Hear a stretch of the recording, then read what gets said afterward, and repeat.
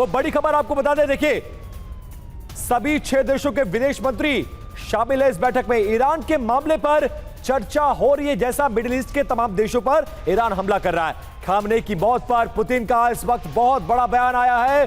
America ने Khamenei की हत्या की है, ये तो सब लोग जानते हैं, नया क्या है इसमें? पुतिन जो कह रहे हैं, पुतिन ने ईरानी जनता को शोक संदेश भेजा है अपनी तरफ से। खामनेई की हत्या ग्लोबल नियमों के खिलाफ बताया है। पुतिन ने ईरानी राष्ट्रपति से भी इस बीच फोन पर बात की है। UEM जयपुर एक आदर्श लक्ष्य है। भावी छात्रों के लिए अच्छी नौकरी, भविष्य के लिए तैयार कौशल के साथ अच्छी शिक्षा। अपना शोक संदेश जारी किया है और एक तरह से साथ देने की कोशिश, लेकिन ये जुबानी जमा खर्ची के अलावा कुछ भी नहीं है। और बाकी जो मुल्क हैं वो गल्फ कंट्री के, वो इस्लाम के नाम पर नहीं बल्कि वो एंटी ईरान के नाम पर सभी लोग एक साथ जो बैठक इस वक्त होने वाली है, इसके बारे में क्या खबर मनीष? गल्फ ऑफ कॉर्पोरेशन की जो बैठक को लेकर खबर आई मनीष? बिल्कुल, मैं आपको बताऊं कि जो GCC की बैठक हो रही है उसमें ये तय हुआ है कि ईरान जो है वो गलत कर रहा है, हम देशों पर क्यों आक्रमण कर रहा, बेवजह का आक्रमण कर रहा है, और इन सभी की तरफ से एक सामूहिक मैसेज अब ईरान को दिया जा रहा है कि आप समझदारी से काम लो, आप इस तरह से हरकत मत करो जिसको हम कह सकते हैं कि खिसियानी बिल्ली खंबा नोचे। जो हो गया है उसके बाद ऐसी निभा सकता है जो ईरान के साथ डायलॉग क्रिएट कर सके, या डायलॉग की कोई स्कोप है? मुझे लगता है कि ईरान भी उसी तरीके से एक मैसेज दे रहा है इन हमलों के जरिए कि अभी भी थोड़ा सा मुझे एक ऑनरेबल एग्जिट दे दो, और इसलिए लगातार हमले हो रहे हैं। कुछ तो आउट ऑफ फ्रस्ट्रेशन हो रहे हैं जिसको आप रेटोरिक टर्म में कह सकते हैं कि जो एक्सट्रीमिस्ट आइडियोलॉजी वाले लोग हैं, लेकिन अगले कुछ घंटे के भीतर आपको दिखेगा कि ईरान और GCC के बीच में एक डायलॉग शुरू होगा और फिर धीरे धीरे गल्फ कंट्री पर होने वाले हमले पहले रुकेंगे। बिल्कुल बिल्कुल, और दुनिया भी यही चाह रही है, स्पेशली अमेरिका इसी सेफ एग्जिट का इंतजार कर रहा है कि आप आइए बात करिए, हम आपको कुछ ऐसा रास्ता बताएंगे जो आपकी इज्जत भी बच जाएगी और ये युद्ध भी रुकेगा। लेकिन अशोक सज्जनार सर, जो बात कही जा रही है, अभी एक्सपर्ट जो स्टूडियो में है वो ये कह रहे थे कि जितना उसके पास माल है, जितना गोला बारूद है, वो जब तक है तब तक लड़ेगा। अगर ऐसा होता है तो फिर मिडिल ईस्ट में तो तबाही आ जाएगी। तेल अवीव तक उसके रॉकेट्स जा रहे हैं, मिसाइलें जा रही हैं, मिडिल ईस्ट का क्या होगा? 6 देशों के विदेश मंत्री बैठक कर रहे हैं, इस बैठक से क्या निकलेगा? ईरान कैसे रुकेगा? क्या डायलॉग की टेबल पर आएगा? आपको लग रहा है फिलहाल जिस तरह के हमले वो कर रहा है? सुरभि जरा बताइए क्या है। बिल्कुल, बड़ी खबर इस बीच आ रही है जहां साफ है कि ईरान ने एक और देश को अब अपना निशाना बनाया है। ये इस वक्त एक और सबसे बड़ी खबर है, ईरान ने साइप्रस पर मिसाइल दाग दी है। बड़ी खबर आपको बता रहे हैं, ईरान ने अब साइप्रस पर मिसाइल दागी है। साइप्रस में ब्रिटिश सेना का ठिकाना है और ब्रिटिश सेना के इस ठिकाने को कैसे हिट किया गया? ईरान पर हमले में ब्रिटिश जेट भी थे, इसीलिए इसे टारगेट किया गया है। ईरान ने एक और देश को निशाना बनाया है। और विपिन, जिस तरीके से ईरान इस वक्त हमलों को अंजाम दे रहा है, ये एक और बहुत बड़ी खबर है जहां साइप्रस पर मिसाइल दागी जा चुकी है और ब्रिटिश सेना के ठिकाने को साइप्रस में हिट किया गया है, क्योंकि ईरान पर हमले में ब्रिटिश जेट भी थे।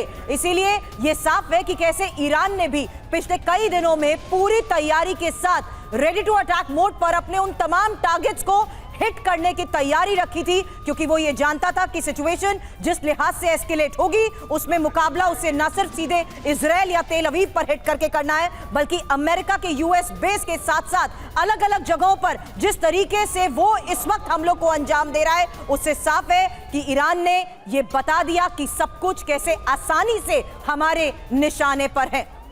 या बिल्कुल, और देख लीजिए सुप्रीम कमांडर के मारे जाने के बाद लगभग 10 देशों को अकेला ईरान जवाब दे रहा है। साइप्रस को जवाब दे रहा है, ओमान को जवाब दे रहा है, कतर को, दोहा को, UAE को, इजराइल को, इन तमाम देशों को अकेला जवाब दे रहा है। और नए सुप्रीम कमांडर की तैनाती और इस तरह के हमले ये बता रहा है सुरभि कि हम घुटनों पर नहीं आएंगे, अंत तक लड़ेंगे। एक सवाल अशोक सर से लेना चाहती हूं। अशोक सर, ये जो फेहरिस्त विपिन इस वक्त बता रहे थे, कैसे और कैसे मुमकिन कर पा रहा है ईरान? क्योंकि अब तो खबर है ब्रिटिश सेना के ठिकाने को टारगेट करने को लेकर साइप्रस में सर ये हमला हुआ है इस वक्त। जी देखिए, जो आपने शब्दों का प्रयोग किया, जो वो उनके ऊपर जवाब दे रहा है, तो जवाबदेही इसमें नहीं है, क्योंकि बहरीन ने तो उसके ऊपर हमला ही नहीं किया है, सऊदी अरेबिया ने तो उसके ऊपर हमला ही नहीं किया है, दुबई ने तो उसके ऊपर हमला ही नहीं किया। ये तो एक तरफा हमला हो रहा है, ईरान की तरफ से उनके ऊपर हमला हो रहा है।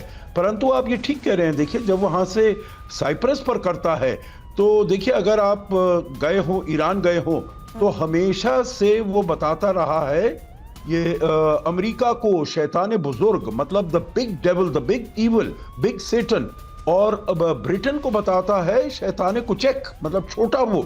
और हमेशा उसके जो नारे लगते हैं वो यही होते हैं, मार्क बार अमेरिका, मतलब अमेरिका डेथ टू अमेरिका, जो अपनी उसमें फारसी जबान में बोलता है। और ब्रिटेन नंबर 2 पर आता है उसके।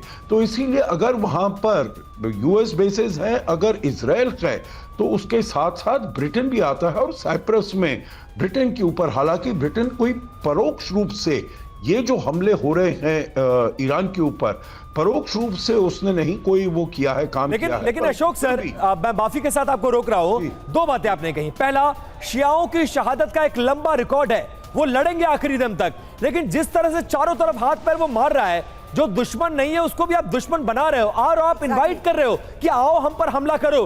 पूरा मिडिल ईस्ट, जो 6 देश हैं जिसके विदेश मंत्री मिल रहे हैं अशोक सर, अगर वो एक साथ हमला कर दे, साइप्रस हमला कर दे, ओमान हमला कर दे, इजराइल अमेरिका लगातार कर रहा है, तो ईरान कितने देर का खेल है, कितने घंटे लगेंगे, कितने मिनटों में सफर चट हो जाएगी धरती। फिर शहादत शहादत आप चिल्लाते रहिएगा। नहीं, आप बिल्कुल ठीक कह रहे हैं। देखिए, एक हमारी भी कहावत है, हिंदी में भी कहावत है, जो जब सियार की मौत आती है तो वो शहर की तरफ भागता है। Exactly sir. इसका जो है ईरान का जो अभी काम कर रहा है, वो उसका डेस्परेशन है, वो उसका फ्रस्ट्रेशन है। उसको समझ नहीं आ रहा है जो वो क्या करे। तो जहां पर भी उसको मौका मिलता है वो वहां पर फायरिंग करना शुरू कर देता है, वहां पर अपने मिसाइल फेंकना शुरू कर देता है। परंतु जैसे मैंने बताया, उससे उसका अपना ही नुकसान हो रहा है, फायदा नहीं हो रहा है।